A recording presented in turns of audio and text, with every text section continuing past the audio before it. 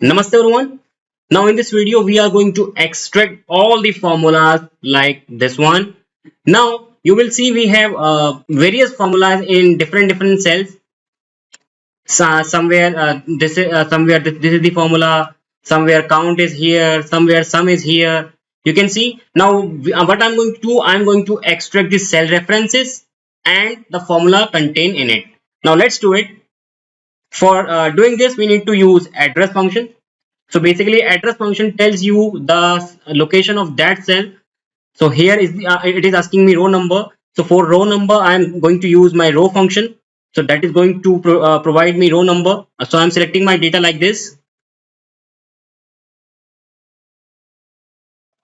Now for column number I am going to use column function, and again column function is going to tell you the column references. Just select your cells.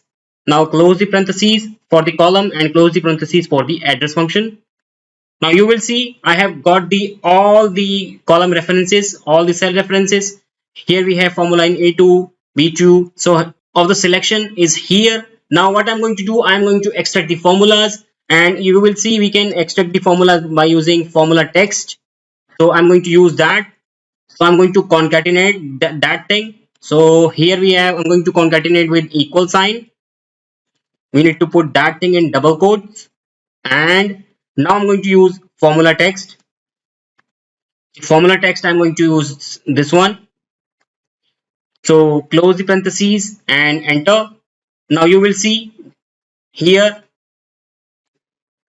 is the formula, and we don't need this equal sign because it is making twice, so we need to reduce it.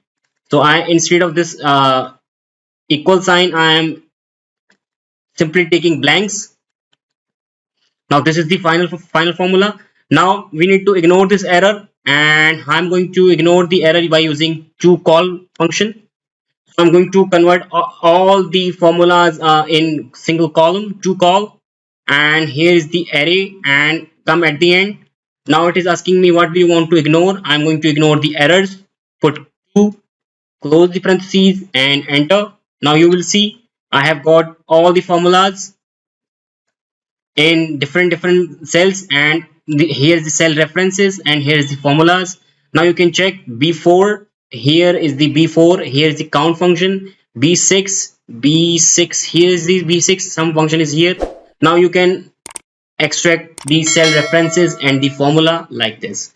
So keep enjoying and keep learning. See you in next video.